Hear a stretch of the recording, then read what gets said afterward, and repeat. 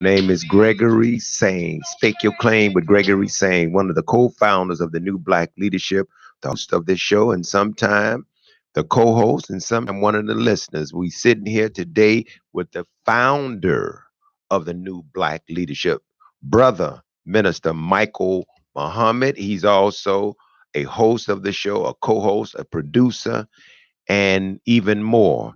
And so we are so pleased once again to have this opportunity to come to you all over these live, precious, very important issues that we take very serious.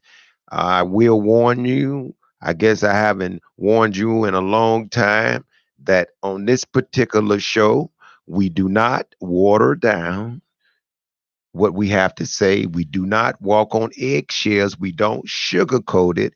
We call a spade a spade. We do not scratch where we're not itching. So we are black men that are of divine quality, in perfect striving for it, but absolutely young men that believe in the upliftment and the liberation, the freedom, the justice, and equality of our people, and a better society, a better humanity. So the New Black Coalition is, in fact, a very relevant body of individuals who come from various walks of life. But even in that, we have strongly promoted building relationships, coming together in a unified way, putting our egos aside, our vanity aside, showing more love and brotherhood, coming into rooms, coming into spaces so that we could share the brain trust that we have in our community, and it's going to really connect with the commentary that I have. But again, I'm sitting here with Brother Minister Mike. We're expecting Brother T.O. Y'all know Brother T.O. Hardiman with the interrupters. We are expecting him to call in due to some other issues. He could not be here live in the studio. So we'll talk with him just a little while on the live call in. Think he's calling in now, but I want to talk to Minister Mike for a minute. What's going on, Brother Minister Mike? How you feel, sir? Peace, brother Greg. Uh, we blessed to be here another week, and thank you for being here as the host and continuing to keep the platform alive where people can tune in and maybe get some inspiration, some motivation, a little education, a little upliftment, uh, because it is sorely needed, especially for conscious black folks to continue to encourage each other and fight through the challenges of trying to be a vanguard for ideals, concepts, behaviors, and vision that the masses of our people may not embrace. Right, And right. so frequently we are singing to the choir, but even the choir members need a song. Absolutely. So Absolutely. thank you again Oh no, bro. Minister Mike for hosting the show. is always an honor. We got hold on, brother T.O. We coming right to you, sir. We know we got you live, but I wanted to say this as a commentary. It's not real long, but I was fortunate, blessed, and all of that and some more to listen to the wise words of our dear beloved honorable brother Minister Farrakhan. He spoke in Detroit at the reparations And uh huh and Cobra. in Cobra. They convened one of their meetings, but this connects with what I'm sure what brother Tio would lend.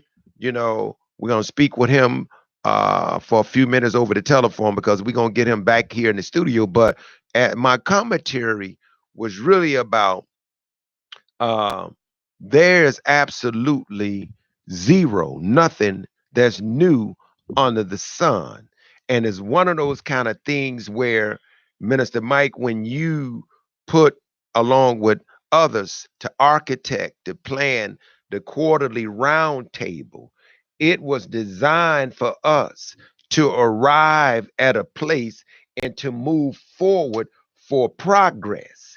It was to go to the next level in what we and others who claim to be leaders and claim to be voices in our community, we stuck unless we could put away our egos. We can put away our vanity. We stuck if we are not willing to maturely, wisely go to the next level. And I heard the Honorable Brother Minister Farrakhan, he was, although he commended them, he praised their work and he showed that support.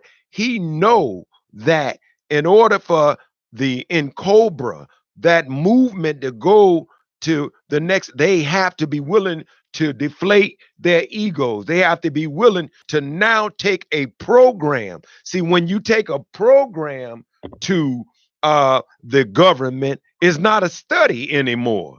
It's action. Where the rubber meets the road. But as long as you present yourself just as a study, then they will prolong and filibuster. They would do everything they can to keep this as a study versus the action. And so the program that the Honorable Elijah Muhammad gave in the 60s is really universal. Those principles is not religion. Those principles is wisdom. Those principles are universal. And it is really the wisest thing that you can do to tell the individual what you want. See, then they won't be worrying about what we gonna do with the money. They will get away from that.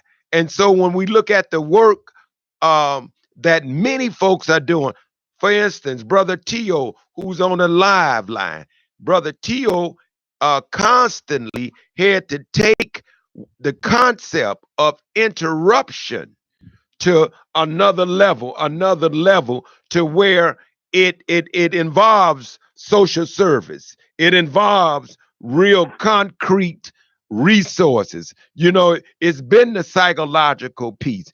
It's been studying the sociological piece. It's understanding, the 5 zip codes. It's understanding that there's certain type of retaliations and beef with retaliation. So this brother is a practitioner when it comes to understanding how to take something to the next level. But one key ingredient, and I said this at every graduation that I spoke at, the biggest thing that's missing is love. You cannot serve the people if you don't sincerely love the people. And Minister Farrakhan pointed that out. When all of the meetings are over with, how do you treat the people in your congregation, at your organization, at your college, at your environment, or your neighborhood, in your household? And I saw some folks up on that stage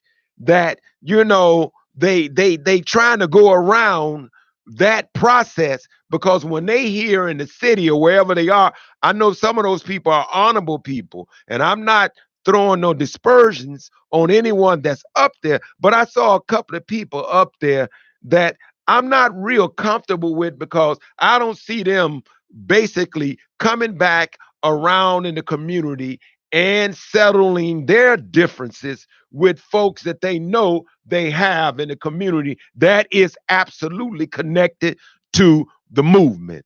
So you can fake those people out, but honestly, until you atone and you come back and work right with the people in your face, then it really don't make any sense for you to be a national figure when on a local level, you're not at all showing the kind of respect, brotherhood, and love to people who you should be working with way more closer. So anyway, brother T.O., had to get that out, and I hope whoever listening, if the shoe fits, wear it.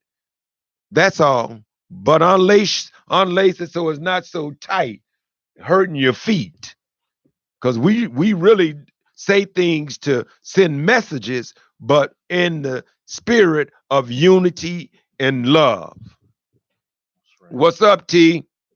Hey, I'm doing good, brother. You sound just like our beloved Minister Farrakhan. Hey, bro, let me tell you something. And I'm glad you said I sound like, because when the minister speak, he sound like, he heard Malcolm. He sound like he heard the Honorable Elijah. He sound like he heard Dr. King. He heard Marcus Garvey. He listened to David Walker and Harriet Tubman, because they all are on the same page, bro. They all understand that this movement, this liberation, this salvation, as Minister Mike said, this show is for education, it's for liberation, it's for inspiration. It's a whole body of information that we are trying to disseminate. And primarily, we want more love, unity, brotherhood, so that we can fix what's wrong ourselves internally. But it's really interesting in watching and listening to the hypocritical so-called liberals with this reparation piece. Oh my God, this thing has exposed some of the clowns who play games emotionally with black folks. They can see some of these people for who they really are, because we always take sides with the so-called Democrats, the liberals. But bro, you should see some of them folks, man, making all kind of excuses to talk about, they really don't want to support it. But what's on your mind, Brother T? Oh, no. Well, I just want to let everybody know I appreciate Brother Minister Michael Muhammad as well. The moral of the story is this here. The transatlantic slave trade was one of the most barbaric experiences for anybody in humanity, okay? That voyage from the shores of Africa to the shores of the United States, all the brothers and sisters that jumped off the slave ships, all the women that were raped, all the babies that were killed. We found out later on in life they used to feed our black babies to alligators down in Florida, alligator bait, okay? They used to take black babies and put them in a circus, have people throw balls at them and hit them in their head.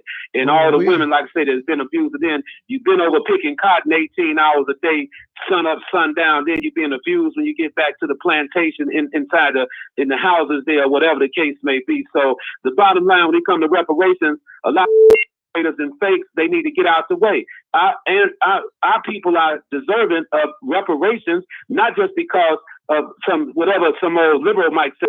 It's the truth. The Japanese got reparations. The indigenous Indians of America got reparations. The Jews got reparations. So when black folks talk about reparations, people like, we don't want no handout. Our ancestors worked for nothing over here for 400 years, and you can never repay us for all the lives that were lost. Stripped of our culture, stripped of our identity, man. So when they come up with me, brother, you know where I stand. I'm just want to put that out there with some passion to it, because I speak on it all the time, and people put us in categories like I'm not radical. My people were messed over, man. So there's no way in the world I'm gonna play with reparations, okay? And everybody else is getting their The Jewish people organized and over Israel right now. You can't touch them people, because they will never ever forget what happened to them during the Holocaust, okay? We the only people, like I put a post up the other day. I mean, I ain't got nothing against nobody, but I believe a man should be with a woman. I'm just speaking for me, okay? And I say they putting rainbow flags all on police cars. Rainbow, they paving the streets rainbow up north. I'm saying, where's the black, red, and green flag at? Where's the black, red, and green flag? That's all I'm saying. So to make a long story short, brothers, I get hyped up when I talk, but the reality is this. No, brother, I'm all for reparations. I hope our people can unify on that issue. And like you said, instead of being a study, because the study is nothing but, like a stall tactic, then they spending millions of dollars to study why people kill each other. We know why. See, killing is more cultural in the black community and tribal. I've done my own academic studies. I have a theory as an academic professional. The violence is not a disease, because if it was a disease, I just want you brothers to hear me, and then I'll let it go. If gun violence was a disease, why is it that black folks kill each other 9 times out of 10? White folks kill each other 9 times out of 10. A military man will go to the military and kill for his country and come back and cut the kill switch off. If it was a disease, why is it not transferable, if you know what I'm talking about? Mm-hmm. So we got to start dispelling some of these theories that some of these other people are putting out there, because we come from a very, very resilient people, and we must, inform and educate the masses of the people and let them know that we are thought leaders, intellectual thought leaders. We're not just angry brothers or sisters. We're speaking from facts. And I just want to put that out there on the reparations movement, brothers. Oh, I love it. Minister Mike? Yeah, Brother T.O. So how's your work coming with the violence interrupters? Where are you at in terms of the support you're receiving from coming with the violence interrupters? Where are you at in terms of the support you're receiving from the various government agencies and institutions, et cetera? Well, I don't get the support I used to receive when I was working at UIC. I'm still doing okay, though. I raise money every year and take care of the business. I have a few staff, and going to New York for a training this weekend. I'm facilitating a violence prevention training. I'll be in LA in the middle, later on during the month of July, facilitating the training as well. But yeah, I'm doing okay. I mean, I'm out here. The news continues to cover some of my work. I'm grateful. But at the same time, I have to say this, brothers, okay, for everybody listening. We have principalities in our community, like Arnie Duncan, for example, receiving $80 million for violence prevention. And people sometimes forget that Arnie Duncan was the architect of Renaissance 2010, where they transferred CPS students to these other schools, and over 150 CPS students were killed during his Renaissance 2010 experiment. People can do their research and they can see what I'm talking about. And let me say this too. The reason I say that Black Death is a hustle is because of this. I have an event coming up Saturday, June 29th at 12 noon this Saturday at Revival Tabernacle Church, 6415 South Ashland. My topic is Black Death is a Hustle. And let me explain why I'm saying this, because you asked me about violence interrupters. Number one, with $80 million, I can hire all the brothers in Chicago for the next 30 years and sisters, and we work them for the next 30 years. That's number one. But number two, everybody's using dead people's numbers to raise money. For example, if it was 600 murders last year and 700 the year before that and 2,000 shootings, in their proposals, they write in there they're going to reduce it by 30%. And when they cannot reduce the killings, then they say they didn't have enough resources but they did receive $80 million, all right? So now they say they didn't have enough resources to stop the violence all the way. So that money needs to go to the victims and the families of the people that were killed. People are making money off dead people's numbers in Chicago and throughout Baltimore, Philly, all throughout the United States. But I'm educating people now, Minister Michael Muhammad, on violence interrupters. And let me just say this for the listeners as well. The homicide clearance rate is 14%. Most people need to stop lying and tell the truth. You're not really going to stop a killing anyway, because killers don't talk. You can slow it down if you have relationships with some of them shooters out there, and they'll listen to you at that moment, but killers don't talk. That's the biggest scam in the violence prevention arena. You got 13,000 police or more in Chicago. They cannot stop the killing. So what makes you think killers don't talk? So, we still mediate conflicts. I train and facilitate. I'm one of the only brothers you can probably call in Chicago that can stop a few shootings, killings on the front end, without a doubt. And I'm not saying I'm not the only brother, but I'm one of the only brothers, okay? And I just want to put it out there. And I'm grateful that God anointed me to do this kind of work in spite of whatever else I'm doing. I ran for governor. I still save lives out here. So, as you can hear to my voice, the beat goes on. Yeah. I haven't slowed down a bit. You hear me? Okay. Yeah, well, I appreciate that, man. So I read a few weeks ago, and I've been hearing about Professor Troy Harden. Yes. In conjunction with Metro Family Services and I think it's Northeastern or UIC. Yeah. Received quite a bit of funding. I'm wondering, has he sought any consultation with you? Because to my knowledge, Professor Harden doesn't have any background violence intervention work. Mm-hmm. So I find it curious that people get these large endowments, usually who, for the most part, are pretty much inexperienced and ineffective with dealing with what goes on at that level in the community. Yeah. So if you had any conversations with him or meetings with him, or have they sought your Professor, expertise? yeah, Professor Choi is a good friend, and not just a friend, he's an associate.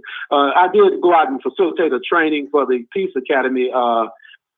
Professor Choi had me to come out, I must say that. And he also advocated for me, but this is the problem, Minister and Brother Gregory. What happens is that I'm an outspoken brother, and even though Choi advocated for me, a lot of these powers that be, for whatever reason, I'm not going to use the word blackball. I use the word that I'm just outspoken, and I'm not speaking from emotions. I'm speaking after I conduct my research and everything. I make sure my data's, solid. And so, yeah, he did the best he could, as a matter of fact, to be honest with you. But the people that was over his head a little bit, they kind of like shut some stuff down with me, which, I knew that going in the door, because, it is what it is. And I work from the spirit of our ancestors, and God, I haven't had to ask nobody for nothing. All praise due to God. I'm still standing, pretty strong with the help of others, because I don't want to make it appear that it's just Chio. I have a lot of support, and I haven't even tapped into all my support. I probably tapped into 10 or 20% of my support base. I got another 80% of supporters out there I haven't even had a chance to tap into yet, Minister. Oh, wow. It's interesting too. When the minister was talking, he said he's not bought. So when you're unbought and you speak truth to power, and it's really strange, and that we know that is not really strange. It's really hypocritical. And Arnie is a nice guy. Arnie Duncan is a nice guy, but how you go from the Secretary of Education for 4 years, 8 years rather, Right. 8 years. And then all of a sudden and when you said what you said, this verifies that death is a hustle. Yes. And misery is a hustle. And look, the prison industrial complex is a hustle. Jail is a hustle. Prosecutors are hustlers. Judges are hustlers. The economic system in America, based on who gets what. You got a man that I'm sitting next to, by the blessings and grace of Almighty God, is a mind that interrupts, is a mind that seeks fire, but he's not backed by the government. They not seeking Minister Mike. They not seeking Brother T.O. They not seeking many folks that they know. Now, but guess what? Then you have to wonder these opportunists who get to go in the room. They go into the room. They give them money. It's like a program that Yap, that was a failure. All of a sudden, they got some more dough. Yes, Bam, yes, Yap. And then when you go back and trace these folks, they not. Now they'll go and get some facilitators who are very good. They really can talk, and facilitate. But they put them out front. Yes. And the man, the businessman, you call him deaf hustler, but the deaf hustling businessman say, it's profit in this stuff, man. Yes, sir. And yes, so sir. a man like you, they go and try to muddy him up. See, that's the same damn game plan, man. Bill Cosby, I tell people all the time, billionaire is in the joint. So don't think that they won't muddy you up, Mike up, me up, this one up, that one up. We taking Farrakhan off of Facebook like the minister is posting on Facebook. So it's to make people feel as though, hey, he's done something bad. Yes. And that go all over the world. Bro, this propaganda campaign is wicked to the core. My man. I mean, it's bad. That's why I say I'm sitting next to Minister Mike. Bro, anybody that listens to Minister Mike, listens to T.O., listen to Harold Davis, they hear nothing but truth and logic, what makes sense. And so I'm not mad at, Mike said this before, it's been some months ago. I ain't mad at him. A man, the Godfather said, I don't have a problem with a man that, makes a living, blah, blah, blah. But it was just some things that Don Corleone said I can't agree with. I mean, he said, I ain't mad at a man that, tries to do some things, but the dope game or the drug game or the heroin game, he decided he did not want to get in, right? There you go. That's all I'm saying, brother. That's my main point when I speak on issues, because I'm like the other brother. I speak what's on a lot of people's hearts and minds, but they're scared to say it. And just like the reality with what Trump is doing with the illegal immigration issue, just to touch on it just a little bit. My thing is, you got Chicago, sanctuary city, the state sanctuary state. I got all that. I understand all that. But if Africa was next to America on the border and African people were slipping into America on a regular basis, they would have an electronic fence where you get electrocuted as soon as you touch the fence, and they would be shooting our brothers. I mean, really, they'd be shooting our brothers them down, brother. Or on site. So I have nothing against nobody, but all I'm saying is that I represent another point of view, and I represent the truth according to my people. Do you understand? So the reality, nobody's going to talk about it like this because they're making all these politically, like privileged type of decisions where it benefits people politically, but it's not necessarily correct, because if we have to abide by the laws of the land, that means everybody should abide by it. So therefore, if you're protecting, people that are over here illegally, all right, my thing is, what about protecting some of these young brothers that you all are setting up in the dope game? I'm talking about brothers that's getting locked up out here for small amounts of marijuana, small amounts of cocaine, and because of your fair war on drugs, you can't stop the dope from coming over here because you helping to bring the dope into our communities, but you're willing to protect everybody else to break the law, but you won't protect the young brothers and sisters throughout America's inner cities, and so to speak. So I'm saying, look, it shouldn't be a double standard. That's what I'm talking about, okay? Yeah, it should not be a double standard. Yeah, T.O., you probably get a lot of money if you just leave this kind of stuff alone and just study. It's okay. If you just be quiet and study, T.O., all the money be poured in for you, man. All you got to do is just be quiet and study violence.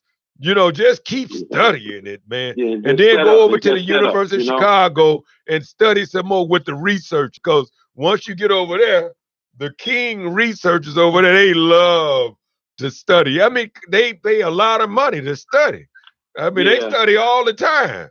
And they end up getting a degree. Their degree should be called, I got a BA in studying.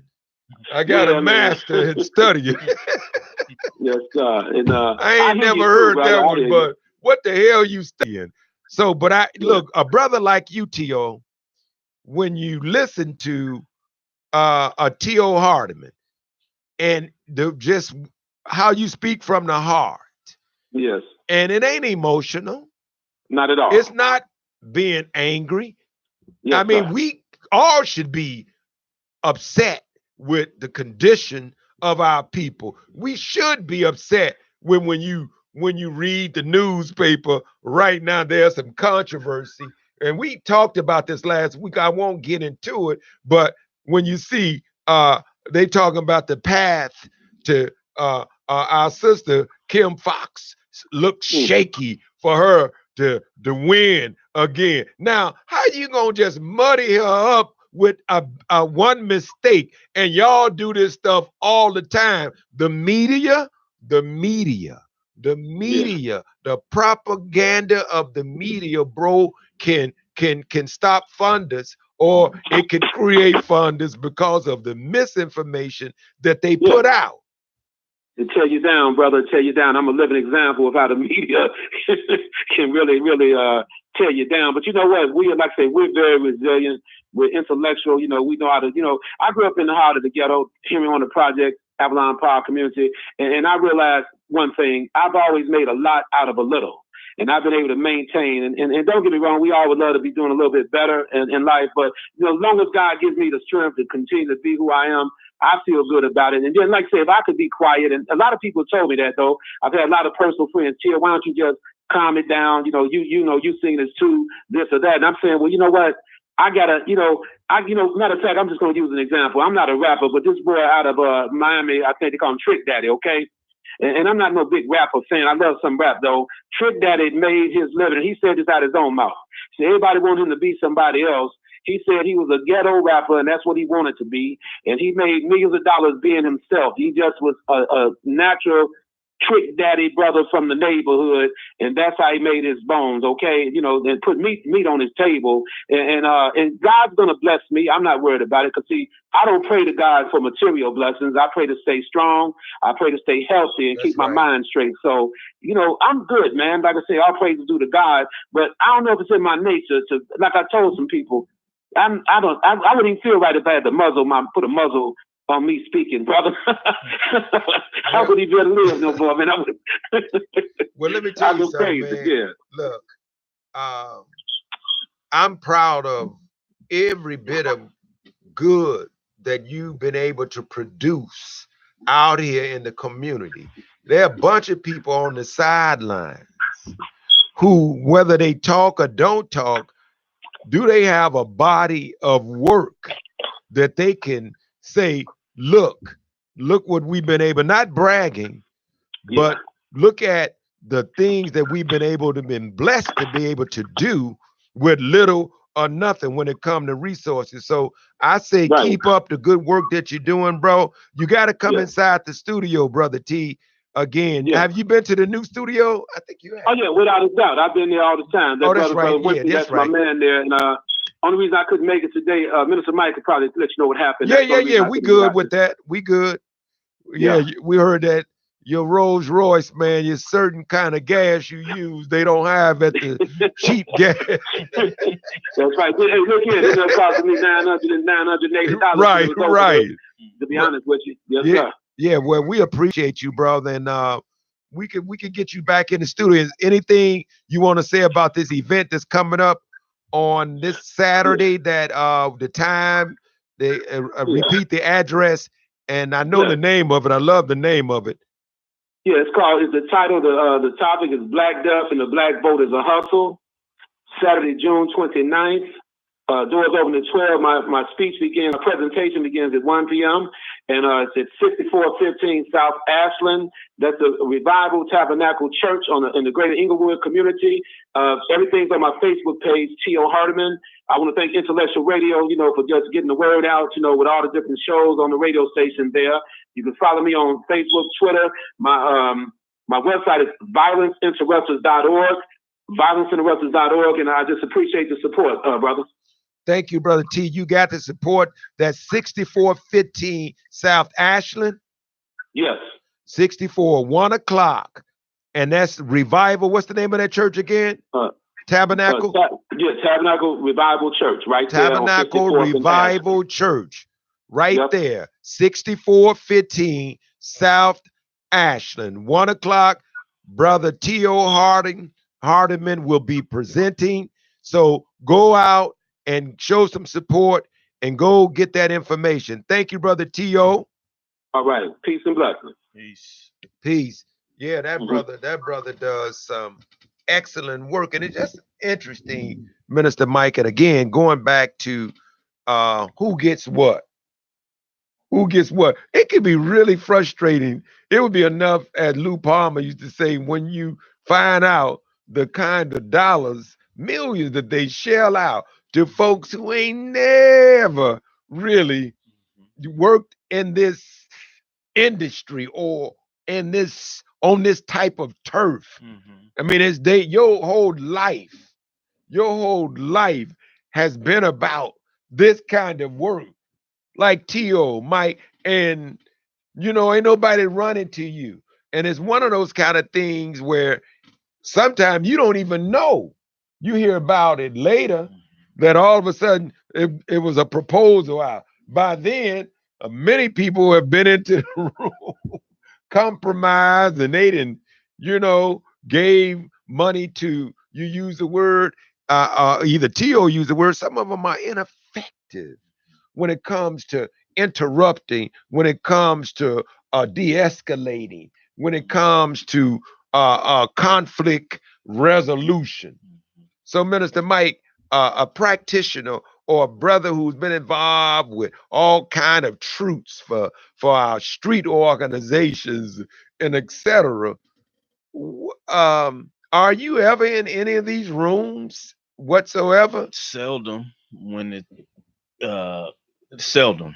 Um, it's you mentioned YAP. I remember being very active in a few schools when YAP came online, and I looked at the individuals that they recruited because they got a major contract without any capacity.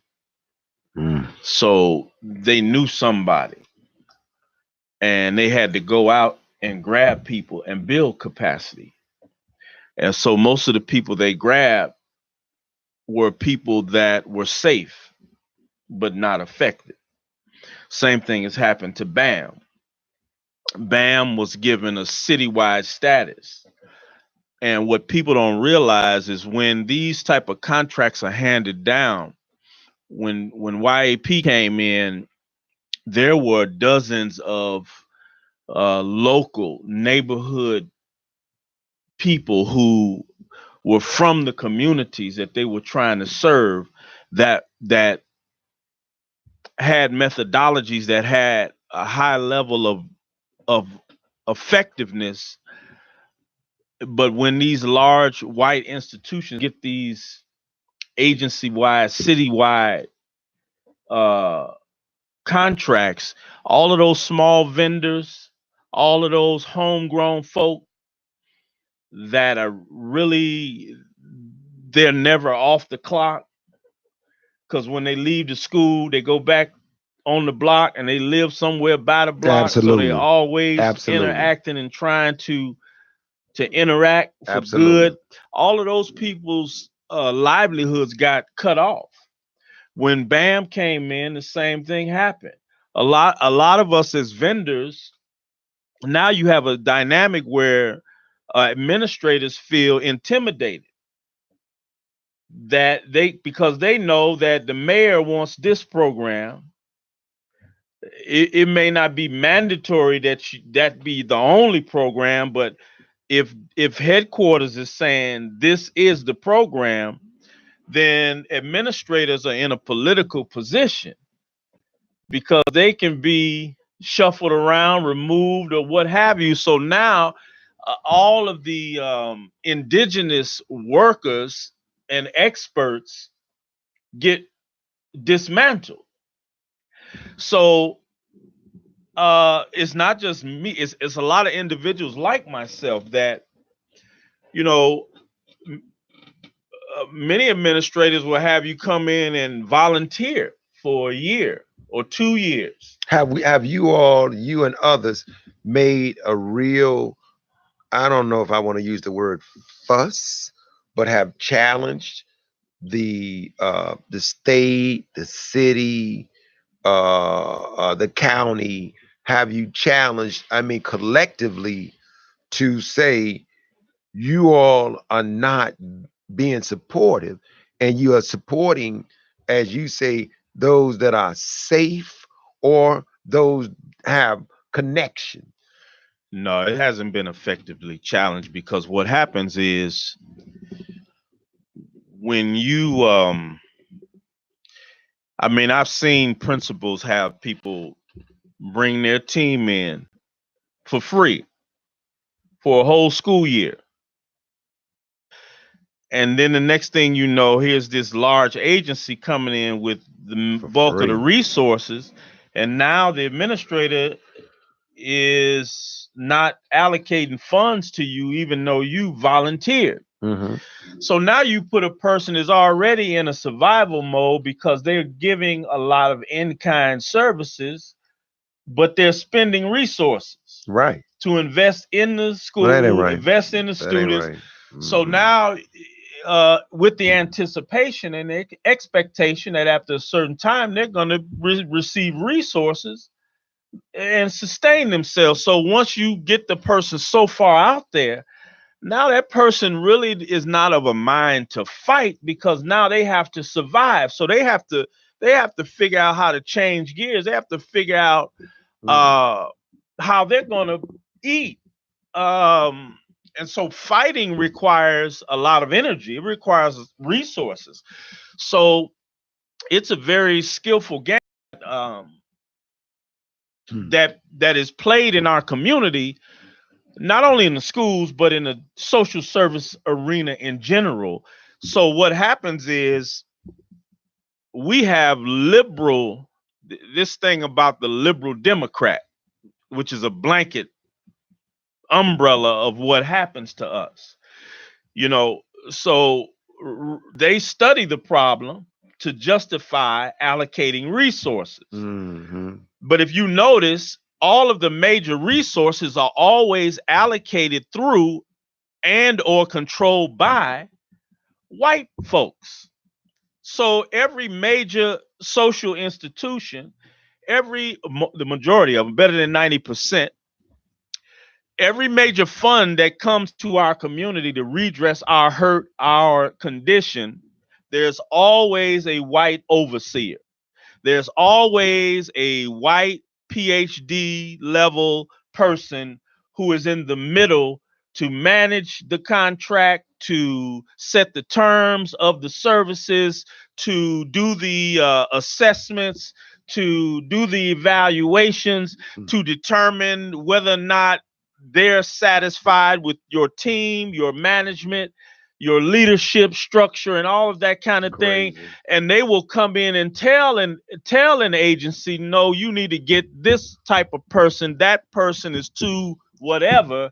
If you want your grant or your contract renewed, this is the way you've got to go about it. So when you look in the case of us talking with Brother Tio about violence intervention and prevention money, even the black people who have large access or kind of managing large programs with large endowments, uh, they couch themselves under the umbrella of white liberal organizations, which may be Northwestern or Northeastern or UIC or University of Chicago. And so that institution is really the controller of what goes on. So if you get too controversial, you get even too effective, you're going to find that not, or you bring on people that they don't like, even though that person is indigenous to us. That's one of our people. That's one of our, that person has gone out on the battlefield, that's tried and tested and effective.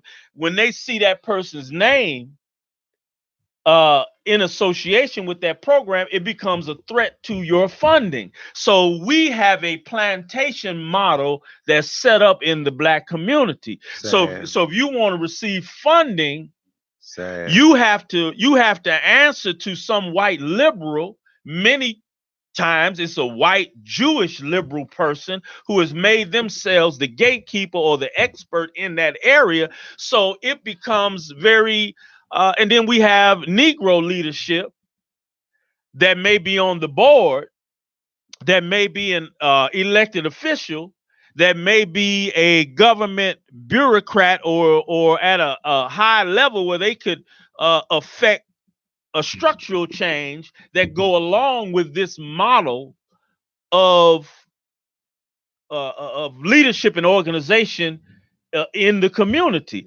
So it's so That's frustrating, this is brother, what to happened to hear. Brother Tio.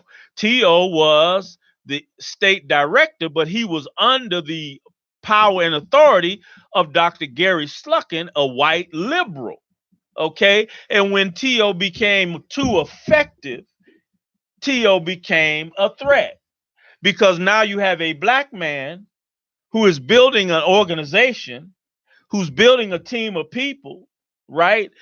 Who's gaining notoriety and notice, who's being recognized as an expert, but now, he's viewed as a threat because he's getting too vocal, he's getting too much authority. So now we've got to find a way to replace him with somebody who's more amenable to the white liberal authority. So if you ask brothers like Tio, what happens is they'll bring a brother or a sister in, or even a Caucasian in, and say, train this person. And once you train that person becomes your replacement. You're out, they're in. Or they go look for a black person who will be less vocal, less controversial, more amenable to the standards of the white liberal establishment. Then they will make that person your replacement. So this is the formula that's been used ad infinitum in everything when it comes to resources in our community. Most of the resources, especially in social services, in education, in medicine, in many of the dominant disciplines that are required to create healthy community, we have black people that we look at, but behind them, they know when they go apply for that grant, it's some white liberals that are sitting there dictating the terms of that situation. Now, understanding that, and that's been the game. That's been the whole how do you call it, what it really is in terms of them being comfortable with a certain individual. Shouldn't this be realistically funded, sponsored by black people then? Black people have to sponsor black people's movement, because the if we really understand the structure of the government and monies, they're never gonna give enough money for black people to, if it's a death is a hustle. And if all this stuff, if it was really about changing the plight, decreasing, interrupting, stopping, if it was about that sincerely. Because when you look at a lot of black millionaires, a lot of black folks with money, and if violence, like they want to call it, a disease, but if it's so bad in inner cities, or if it's so bad in certain zip codes, why are we not, as a people, finding a way? Is it trust that they think that you give some money to black men, black women, or black organizations? Are they afraid that we can be trusted, or they don't want the violence to stop? Well, it's both. First of all, the money. I'm talking about black people. I know, but first of all, government money is our money. That's number one. And in that being our money, the problem is our leadership. Is that we have elected officials, okay, that have a inferiority complex. Okay. They are bourgeois elite, and they have inordinate ego needs. And so if you don't bow down to them, if you don't kowtow to them and make them feel like they the head nigga in charge, then they're not gonna help you. So they have a funnel, and it's a lot of people at the top of the funnel, but there's only a few that they're gonna let through at the bottom, right? But it's still our money. So the problem is, we're a dumbed down population that misuse and abuse our vote. So we vote very emotionally and superficially, and we keep electing cowardice, people tainted with cowardice and elitism and all of these things that make them ineffective as leadership. Now, on the other side of private money, I have an associate of mine from another arena that's a multimillionaire and very smart young brother, but he participated in some of the work that we've done through my violence prevention group, right? He donated some time and a little material resource, not finance, but some of the necessaries for what we did, right? Mm-hmm. So he kind of saw our ability of what we could do. Have very successful demonstration that we put on. But a few weeks later, I saw him organize some other millionaires that are his peers. They gave over $1 million to a white institution. Oh, no. So, but it's a mindset that I feel more comfortable giving money to white organizations because this is a white organization. So I'm more confident in that. I don't even feel now. I just did something with you. I don't even, and I saw you be effective, but you for some reason you too dark. Yeah, for some reason you too dark. So you talk about trust. Yeah, it is a lack of trust. It's a lack of understanding how deep our slave mentality runs. At I'm a millionaire. And it's successful, right? And then the month later, you see me give $1 million or more dollars to some other white person who, No, I know. But that's a sad mentality. So when you talk about the private money, we don't have most of us don't have a mentality of self.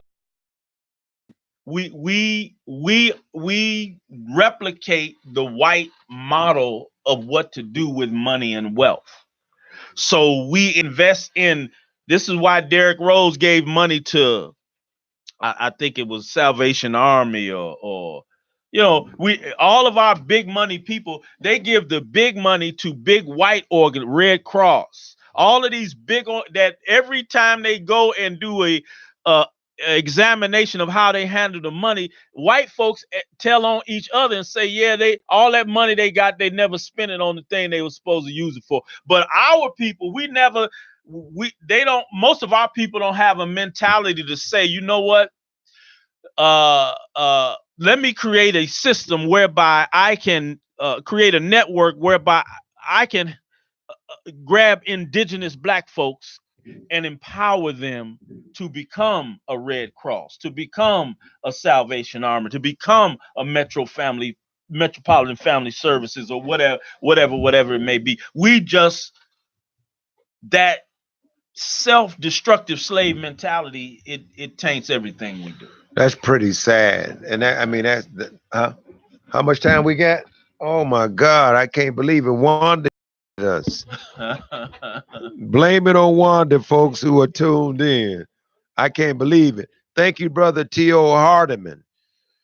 Violence Interrupters. And he, again, 6415 South Ashland, 1 o'clock at Tabernacle Revival Church. 1 o'clock, brother T.O. Harden would be over there. Presentation.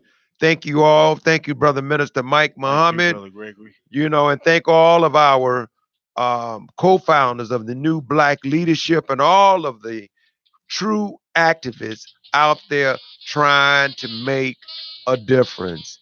We love you and thank you all for tuning in. Make sure you share the live. Peace and love.